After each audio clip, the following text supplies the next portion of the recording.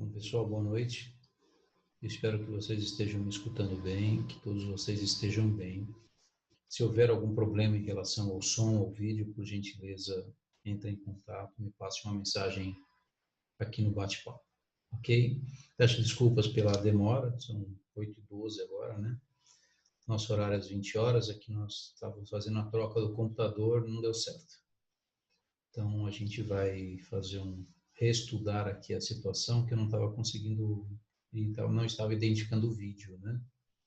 Então, nós voltamos para o computador antigo. E se Deus quiser, vai dar tudo certo, né? Então, vamos fechar os nossos olhos e agradecer a Deus por mais esta oportunidade. Agradecer por estarmos juntos em momentos de paz, de luz, de muita energia. Que Deus nos abençoe e nos ilumine. A quem pedimos permissão para darmos início a mais um trabalho do Grupo Espírita Paz e Luz. Que assim seja. Muito bem, então é com muita alegria em nossos corações que nós estamos aqui mais uma vez reunidos, né? Então vamos dar continuidade ao nosso estudo. Estamos falando um pouquinho sobre a história do Espiritismo, né?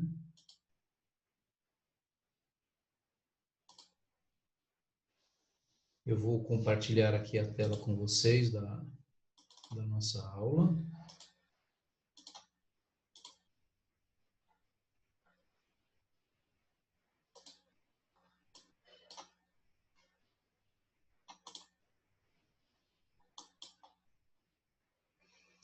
Muito bem. Hoje nós estaremos falando da nossa segunda aula, Conceito e Cronologia a respeito do Espiritismo, né? Então vamos iniciar.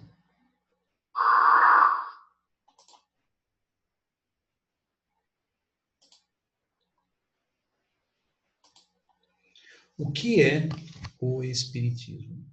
nós que estamos iniciando o Espiritismo, alguns bem no início, outros já mais adiante, nós temos que saber alguns conceitos, né? Conhecer um pouquinho da história. Na aulinha passada, que foi a primeira aula, nós fizemos uma simples introdução, falando um pouquinho sobre os dogmas, né, do Espiritismo e o que é importante a gente saber para que possamos verdadeiramente adentrar dentro do Espiritismo. E o que é o Espiritismo? O Espiritismo, na realidade, isso foi tirado do livro, né, Allan Kardec, está lá no Estudo dos Espíritos, né, o Livro dos Espíritos. Ele diz assim, que o Espiritismo é uma ciência que trata da natureza, da origem e da destinação dos espíritos e das suas relações com o mundo corporal. Então, na realidade, muita gente imagina, o que é o Espiritismo? É a doutrina dos espíritos. Mas, na realidade, ela é uma ciência, né, que cuida da forma como os espíritos, né, chegaram até nós, a sua origem, né, e a destinação, o que acontece com os espíritos, assim como nós também somos espíritos, somente que espíritos encarnados. E o mais importante é a parte moral de tudo isso. Quais são as suas relações com o mundo corporal? Qual a nossa conduta, né, perante aquilo que nós damos o nome de matéria, aquilo que nós chamamos de mundo físico. O que nós estamos fazendo aqui? Acredito que essa seja a parte mais interessante de tudo isso, né, que nos motiva para que possamos estudar. Então, o Espiritismo, ele é ao mesmo tempo o quê? Uma ciência experimental, né, porque fala sobre a origem dos espíritos, sua natureza, uma doutrina filosófica e uma religião. Então, vamos esclarecer um pouquinho melhor isso. Por que ele é uma ciência? Porque ele tem na sua essência nas relações que se podem estabelecer com os espíritos.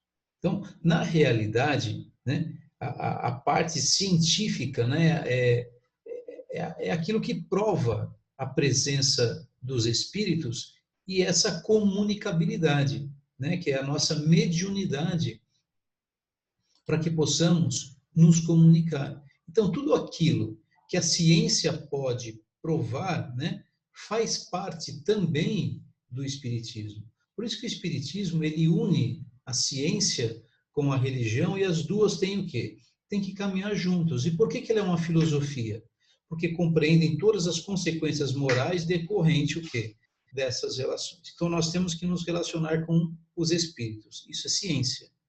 As relações, né, dessa decorrente, né, desse relacionamento é a filosofia. E a religião é quando a gente relaciona tudo isso com Deus, né? A busca por Deus. Então, no movimento espírita, como em todos os movimentos, as coisas o quê? Elas vão se definindo aos poucos, através do tempo.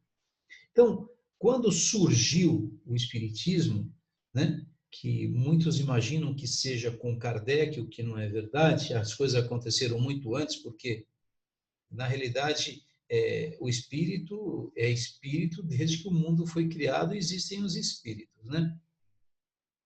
Então, mas as coisas vão se definindo aos poucos. Então, lá atrás, né, as coisas foram aparecendo, assim como muitas situações nas nossas vidas, né? Na nossa história, na nossa ciência. As coisas não aconteceram assim da noite para o dia. Por exemplo, a gente vai dar uns exemplos. Todas as descobertas, todos os empreendimentos têm o quê? A sua razão de ser e servir, na proporção que se possam adaptar ao meio. Porque quando as coisas surgiram com o Espiritismo, às vezes as pessoas naquele momento não estavam preparadas e não a aceitaram como nós a aceitamos hoje. Mas tem que existir o quê? Um início. Então a gente dá alguns exemplos. Galileu ele foi perseguido, martirizado por ter se lembrado de falar sobre o quê? O movimento da Terra, coisa impossível, ideia maluca, né? Então, e a gente conhece Galilei, né? Na realidade, ele foi um grande cientista que mostrou para todos nós sobre o movimento da Terra. E na época ele foi tido o quê? Como louco. E na época com o espiritismo era a mesma coisa. Jenner, por exemplo, com a sua vacina contra a varíola, afirmaram pretender ele inocular a bestialidade no homem. E a gente sabe o que a vacina hoje proporcionou a todos nós. Horácio Weiss, por exemplo, descobridor da anestesia, ele sofreu tantas perseguições que acabou o quê? Suicidando, ele se matou. E olha a importância da anestesia hoje.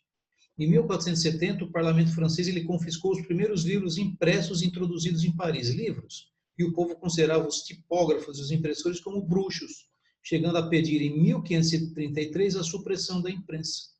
Por isso que com o espiritismo não foi diferente. Domínico, por exemplo, ele foi morto na masmorra por ter demonstrado o quê? A significação do arco-íris, né? Que é a relação do arco-íris, do ar com a água, né? Os reflexos, as cores. Bom, aí eu coloco ali e vai por aí afora. E foi com o espiritismo também, né? Disse Kardec, a ciência marcha com os homens, sem os homens e apesar dos homens. Por isso que a gente fala, tem uma máxima no Espiritismo que a gente que diz o seguinte, né? Kardec nos ensinou isso, que é melhor nós negarmos, né? É melhor nós negarmos uma mentira a aceitarmos o quê? 10 verdades. Porque se aquilo é verdade, não adianta a gente negar, aquilo verdadeiramente vai acontecer. Mas se nós aceitarmos uma mentira e nós difundirmos essa mentira, nós vamos acabar prejudicando muita gente. Por isso que tudo aquilo que nos fala dentro do Espiritismo, aulas, o importante é a gente correr atrás e verificar se aquilo que é verdadeiro ou não. Então, Kardec ele sempre se utilizou muito da lógica, do bom senso, da razão, né, para poder passar para todos nós tudo aquilo que nós conhecemos a respeito do Espiritismo, né? Então, quando o Kardec puxava uma mensagem, ele fazia a mesma pergunta para diversos médiums e diversos locais do mundo. Depois ele concentrava todas essas respostas e deu as respostas que nós conhecemos no livro dos Espíritos. Então, foi um estudo, né, baseado o quê? Nos seus testes, né? Passando sempre pelo crivo da razão. Obviamente que Allan Kardec também tinha sua mediunidade, né, e tinha sua intuição. Porque depois, através de benfeitores espirituais, como Emmanuel, André Luiz, nós recebemos a informação que o próprio Kardec ele fazia parte da pleiade do Espírito da Verdade. Só que naquele momento ele era um espírito encarnado, enquanto a maioria da pleiade era o quê? Espíritos desencarnados. Continuando. Dentro da nossa cronologia, né? Quando surgiu. Então, vamos aqui rapidamente por causa do horário, né? Pitágoras, em 570 a.C., ele considerava que a alma, o que era a verdadeira substância distinta do corpo, ao qual pré-existe. Então, a reencarnação já era discutido o quê? Lá atrás, com Pitágoras. Demecto, 470, né?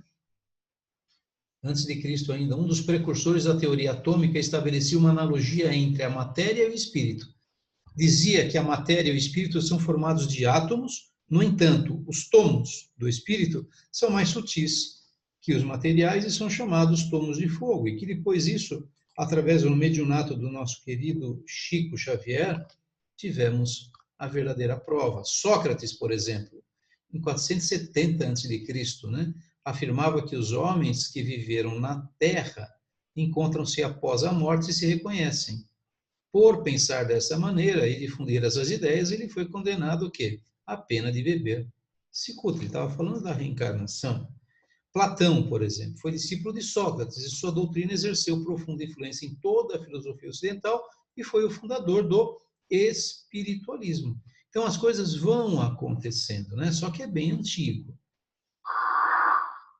Então, os espíritos eles precisavam fazer saber aos encarnados da sua existência. E o que eles fizeram, então?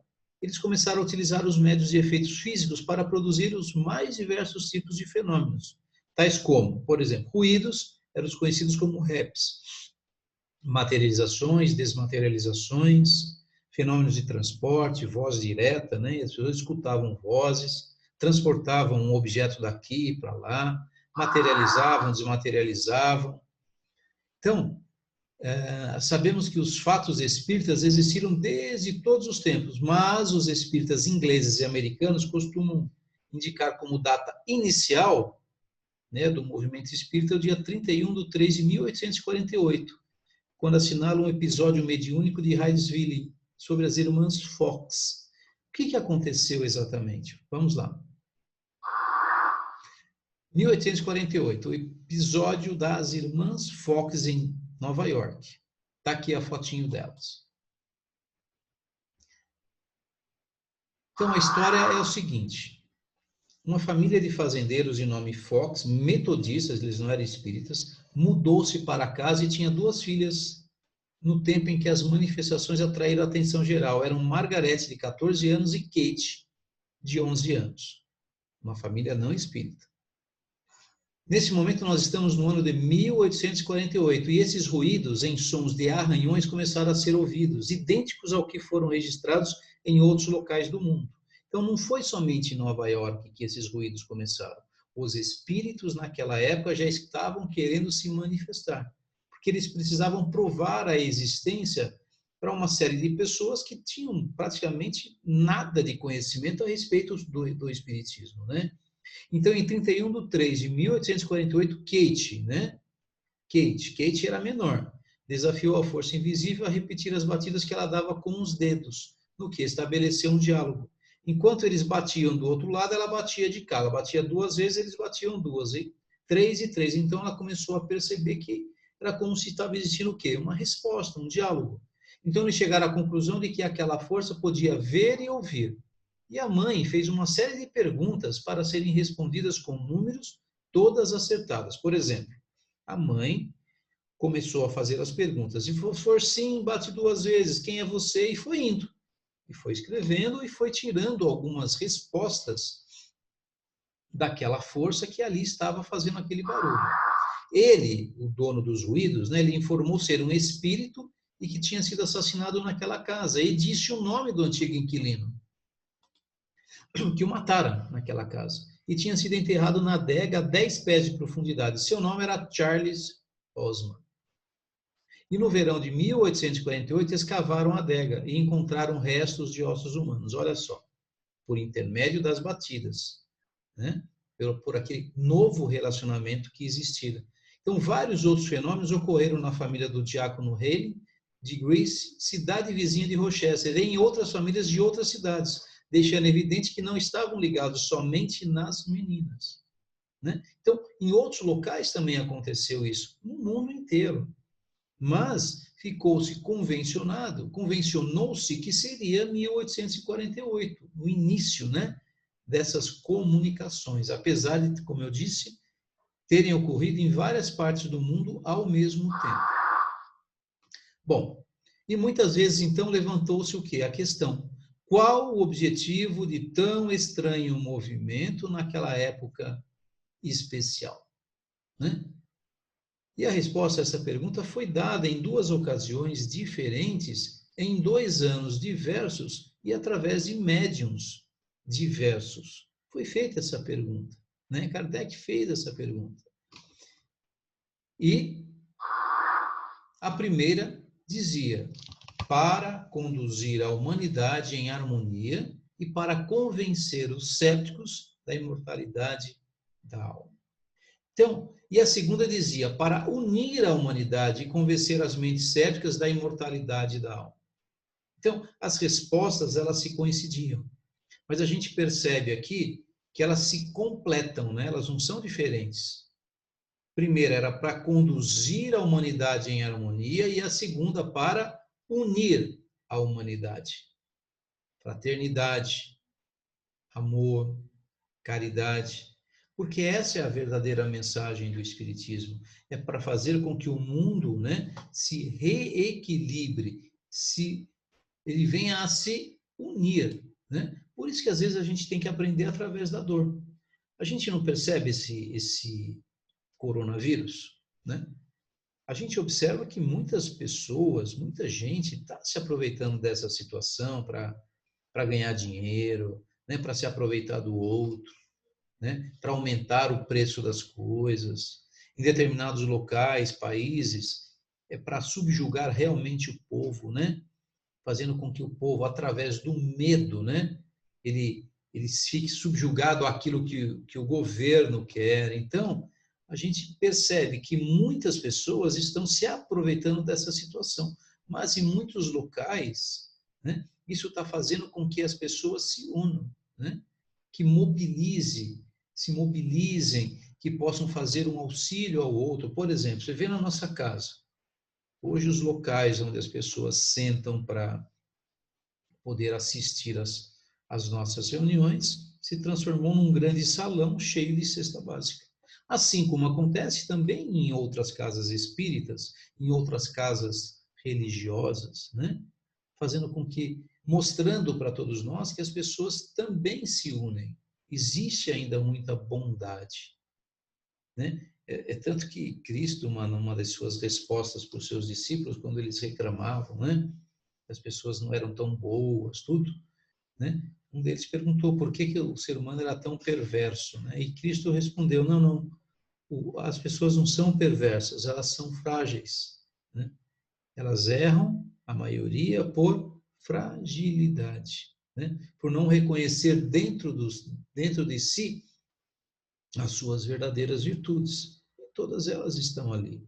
Então a gente verifica aqui. Por que os espíritos faziam aqui? Queriam nos trazer uma mensagem. Essa mensagem depois foi trazida realmente por Kardec, lá em 1861, com a divulgação do Livro dos Espíritos. Só que aqui nós estamos em 1848. Kardec não fazia parte de absolutamente nada disso, né?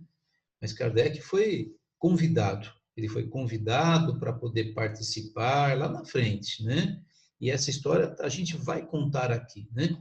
Porque a gente vai falar um pouquinho na terceira aula sobre Allan Kardec. A gente vai falar da sua biografia e como que ele, Allan Kardec, adentrou, né, ao mundo do espiritismo, né? A gente vai começar a observar que ele, até os seus 50 e poucos anos de idade, ele era um cientista, era um filósofo, fazia até parte da Academia Francesa de Letras, né?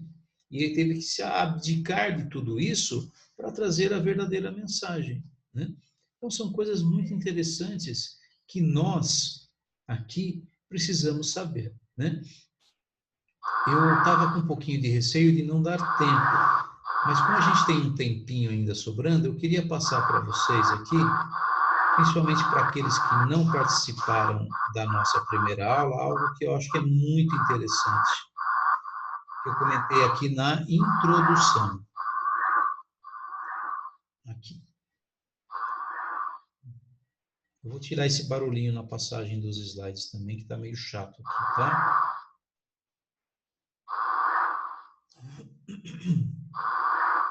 Aqui. Esses fundamentos da revelação dos espíritos, para quem não assistiu à introdução, é importante. Porque se nós não tivermos esses fundamentos a respeito do espiritismo, fica muito difícil nós seguirmos adiante, né, para podermos estudar a sua história. Por exemplo, existência de Deus. Se nós não acreditarmos em Deus, não adianta nós estudarmos o quê? O espiritismo. Porque Deus é o centro de tudo. Não adianta um ateu estudar espiritismo que não vai chegar a lugar nenhum. Porque nós falamos, conhecemos e respeitamos Deus como sendo aquele, né, que é justamente a questão número 1, né, do Livro dos Espíritos, quando Kardec pergunta, essa foi a primeira pergunta, o que é Deus? O que é Deus? Se essa pergunta fosse feita para a gente hoje, se o teu filho te perguntasse quem é Deus, como que você responderia? Como eu responderia? Eu sei a resposta, por quê? Porque eu tenho lido sobre isso, né? Mas sem ler essa questão, fica muito difícil. A gente vai começar a divagar. Deus é um espírito? Não sei. O que é Deus? Né? Então, foi lá. Primeira questão número 1. Deus, né? Fonte primária de todas as coisas. Inteligência suprema. Inteligência suprema. Mas Deus é espírito? Em uma das passagens do Cristo, ele fala que o Pai é espírito. Mas se nós formos na questão 23 do Livro dos Espíritos, Kardec pergunta: o que é o espírito? né? O que é o espírito. Então, nesse momento que ele faz essa pergunta, a gente começa a relacionar aquela outra pergunta a respeito da existência de Deus, né? Porque Deus é o quê? Inteligência suprema. E o espírito é a fonte da nossa inteligência. Se o espírito é o que controla a nossa inteligência e Deus é a inteligência suprema, então a gente subentende que Deus é o espírito mais sábio que existe no universo. Outro fundamento, pluralidade das existências. Se nós não acreditarmos na reencarnação, que a gente até pode dizer que é o dogma, na realidade a reencarnação é a chave necessária para que possamos entender aquilo que foi colocado na Bíblia, principalmente no Novo Testamento, colocado por Jesus. Se nós não entendermos e não acreditarmos na reencarnação, nós não vamos ter a chave para desvendarmos tudo aquilo que Cristo nos colocou no Novo Testamento através de simbologias. Então, que é justamente a pré-existência e persistência eterna do Espírito, que é a reencarnação. A intercomunicação entre encarnados e desencarnados através da nossa mediunidade. Recompensas e penas como consequência natural dos atos praticados. Nós vamos responder por tudo aquilo que nós fizemos. Ah, mas fulano, ele faz tanto mal, Rogério, ele faz tanto mal e só recebe coisas boas. Isso é recompensa material. Mas, na realidade, quantas vezes que nós estamos recebendo materialmente, podemos estar angariando, né, mais dívida lá para o nosso futuro. Progresso infinito, comunicação universal entre os seres. Então, quando a gente estuda o Espiritismo, a gente percebe que todos nós estamos fadados a alguma coisa. Eu não sei exatamente o que, mas eu posso afirmar para vocês que todos nós somos fadados a sermos felizes. Podemos estar passando por momentos difíceis, vamos passar por momentos ainda piores, talvez, em nossas vidas, mas o nosso objetivo é a felicidade. Se Deus nos criou, é para uma coisa, é para sermos felizes. E a comunicação universal entre os seres, para que verdadeiramente consigamos ser chamados o quê? Família. Família humana. Né? Porque Emmanuel tem uma passagem em uma de suas comunicações, através do Chico, que ele diz, né, que enquanto algo acontece de ruim do outro lado do mundo, né, enquanto alguém pega entra no avião e joga esse avião nas Torres Gêmeas, nós somos responsáveis por isso. É isso que ele está dizendo. Porque somos pertencentes à mesma família. Igual quando acontece alguma coisa dentro da nossa família, do nosso filho, nossa esposa, nosso marido, nós somos corresponsáveis por tudo aquilo que está acontecendo. Porque hoje nós fazemos parte da mesma família humana. Por isso que é tão necessário esse reequilíbrio, né? E esse vírus aí está nos ensinando muitas coisas. Muitos não estão aprendendo nada, né? Essa é a verdade. Mas muitas pessoas realmente estão aprendendo, né? Aprenderam a economizar, aprenderam a ter mais equilíbrio dentro dos seus lares em relação aos gastos, aprenderam a ter mais higiene, algo que deveria ter sempre, né? A gente não podia, de repente, entrar em nossas casas vindo de locais altamente contaminados e com o nosso sapato subir para o nosso quarto, né? Então, ou chegar em casa e não lavar as mãos, né? Então, são situações que devem fazer parte da nossa vida, não é verdade? Então, quando a gente percebe algo que está acontecendo no nosso mundo, e com certeza isso não é um castigo de Deus, né? Esse vírus, ele apareceu pela própria imprevidência do homem, eu não sei se por ganância, por objetivos escusos, né? Ou simplesmente ele apareceu, não sei dizer a vocês, mas a única certeza é que foi pela imprevidência do ser humano. não é castigo de Deus. O que Deus gostaria, né, é que nós todos aprendêssemos através da lei do amor, com alegria. Mas, infelizmente, através dos nossos atos do passado, nós respondemos hoje. Lei de ação e reação. Então, aquilo que está acontecendo conosco hoje, a nossa humanidade, tem a ver com aquilo que todos nós, toda essa humanidade que está encarnada, fez no passado. Por isso eu queria discutir com vocês, quando a gente terminar esse estudo, que são 5 aulas, nós estamos na segunda, eu vou passar para vocês de novo um estudo sobre uma psicografia de Dr. Bezerra de Menezes através do Divaldo Franco, né? E essa mensagem foi lá de março, no início, nós não sabíamos o que ia acontecer. E é uma mensagem linda de Dr. Bezerra de Menezes e altamente explicativa. E que hoje, já no final dessa nossa pandemia, eu gostaria de passar novamente para vocês para que possamos discutir. Porque a minha visão, para mim, foi fantástico aquilo que o Dr. Bezerra, e bate tudo certinho. Tudo o que ele falou, o que ele pediu de trabalho, para que a gente não abandonasse os nossos postos com medo de uma possível contaminação, né? Depois vieram outras mensagens que os espíritos estavam necessitando, né? Necessitando de pessoas que pudessem trabalhar, porque muita gente estava dormindo no ponto. É como se estivesse passando a vida, né? De olhos fechados, né? Naquele sono gostoso da vida, abandonando, evitando, né? O contato com as pessoas, deixando de ajudar, de auxiliar, né? Então, há quantas coisas interessantes. A Joana de Ângeles, por quantas vezes nos disse, né, que perante um quadro escuro, nós sempre vamos ver o que? Ângulos de esperança e de aprendizado.